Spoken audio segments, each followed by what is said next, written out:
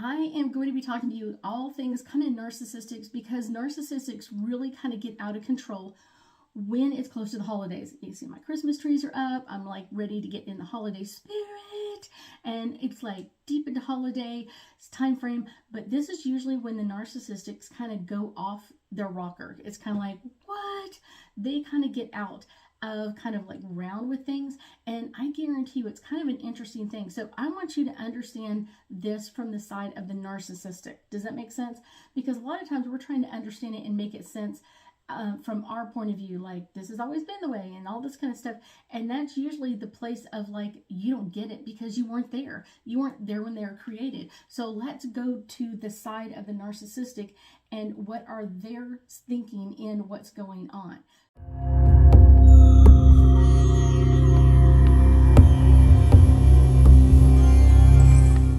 So I will tell you kind of the number one thing is a narcissistic person. What I pick up psychically is usually a person who went through an event, situation, or idea when they were young, usually under the age of 6. I will tell you, usually it's very rare to have someone turn narcissistic after the age, you know what I'm saying, have an incident after that age.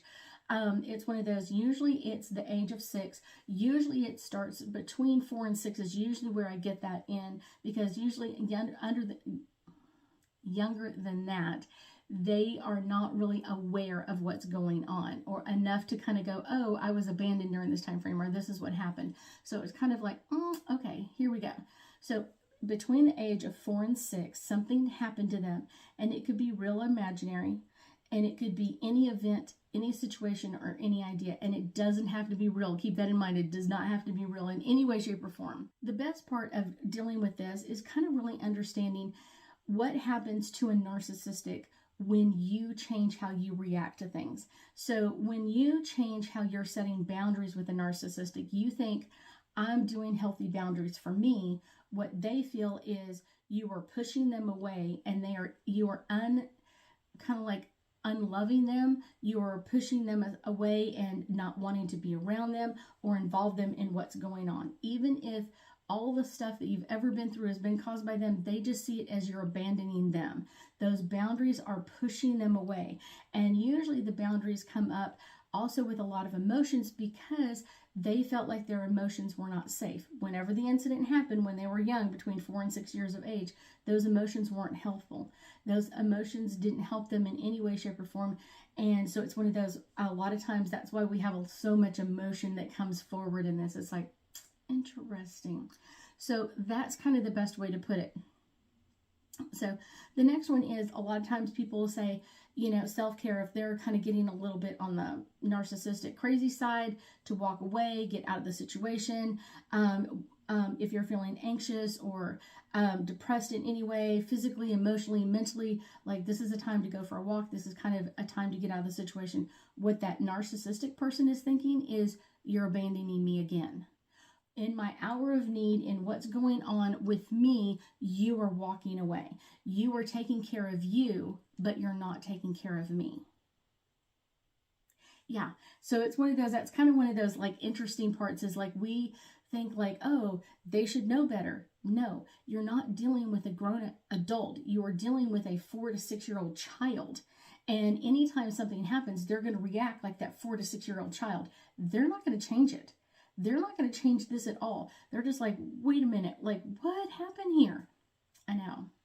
A lot of times, narcissistic people, like if you were to say something to them like, this is your fault that you did this, or this is a failure that you didn't teach me how to do this, or whatever else, all they see that is you blaming them. And a lot of times they already carry so much blame in them for things that have gone wrong in the past or whatever else. They don't always show that to the outside, but they have that on the inside. And so when you blame them for something else, they're kind of like, wait, oh my gosh, now I've got too many things in going on, and I can't deal with this, and I can't deal with all of this energy. So what they have to do is kind of push that blame on someone else. And that's kind of what they teach their family, is like, I can't take the blame, you take the blame. I can't take the blame, you take the blame. And so it's always someone else's fault that whatever happens. It's your fault that I didn't go to the grocery store. It's your fault that this didn't happen. It's your fault that that didn't happen. Whatever it is, it's blaming other people. So it's kind of like, interesting. A lot of times when we are trying to communicate really clearly with a narcissistic, they almost like we're trying to be like, I'm really being clear, I'm being concise, I'm being like assertive, or I'm kind of like really setting some healthy boundaries with this as I feel this, or I had this happen, or whatever else. And what they see is almost that blame coming up again, or they feel like you're just using these statements to kind of twist and turn them around to blame them again. So it's kind of like almost like when you start using them, it's like, okay, where is it happening? Where's the monster going to jump out of? Like, here's it here. All of those things are happening all at the same time. So it's kind of like when you start talking really clear and you're trying to do that, all they see is, oh my gosh, something bad's about to happen. I know. A lot of times, on one hand, a narcissistic person acts like they have a lot of empathy for other people, but they usually don't. Because if you really think about it, let's go back to the 4 to 6 year old child. A 4 to 6 year old child hasn't really learned empathy for others. It's one of those, they really haven't learned how to not be a certain way. I mean, a 4 to 6 year old child will bite you, kick you, or whatever else because they don't understand, like, I need to do this to get away from you, or I need to do this, or anything else. It's kind of their way to kind of like change the scenario. Like, they can't have any empathy or haven't learned it yet, but because inside of that adult body is that 4 to 6 year old child, they can't handle it. So all they see is kind of like the blame is being put on them. The empathy, the emotions that you're trying to have is what they wanted to have, and they can't use that. So it's kind of like, wait, what happened here? I will tell you, for most people, get help. If you grew up in a narcissistic family, totally get help. However that looks like for you, if that's going to a therapist, if it's going to a new age therapist, whatever kind of drumming ceremony or whatever else, like whatever it is, do it and do a lot of it, because it's one of those that is always going to kind of creep back up in our system in some way, shape, or form, because this is how we were educated. We grew up in this. We grew up in all of this. Like someone else might have learned how to make scrambled eggs. We learned how to deal with the narcissistic. They might have learned how to make macaroni and cheese. We didn't learn that necessarily. We learned how to deal with the narcissistic, emotional blame and abuse. So as children of narcissistic people, we have to understand what they went through, not necessarily to kind of like, oh, poor them or whatever else. It's to understand what we went through really, because of the abuse that we've had since they were that age. We grew up in it. We literally grew up in that situation with them. We grew up in this situation with a child that was 4 to 6 years of age, having children, and if they saw boundaries by other people as something that was bad, we learned that no matter what, any boundary they were going to rip and tear through. No matter what is happening, if you walk away from them and you don't love them, or they don't feel like they're loved, they're going to come after you because you're just taking care of yourself. No. They see it as you're abandoning me.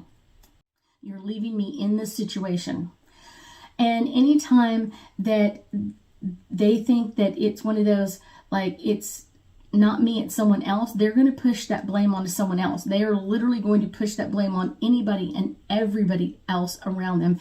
And kind of an interesting way of kind of dealing with that, of like, you think it's an adult you're really dealing with, but it's never been an adult. It's a 4 to 6 year old child. That 4 to 6 year old child is what you're really dealing with. And that's a very interesting way to think about all of this, because it's really important to understand as you educate yourself on what type of narcissistic did you deal with.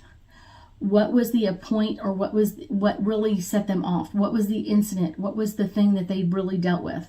What was it? How come they felt a lack of empathy? Why did they feel like other people were taking advantage of them? Why did they feel like they were not important?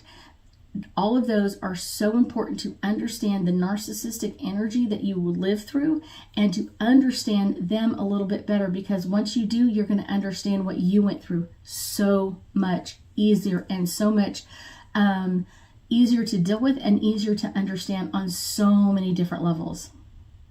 I thank you so much for joining me today, and I know that we'll be talking again soon.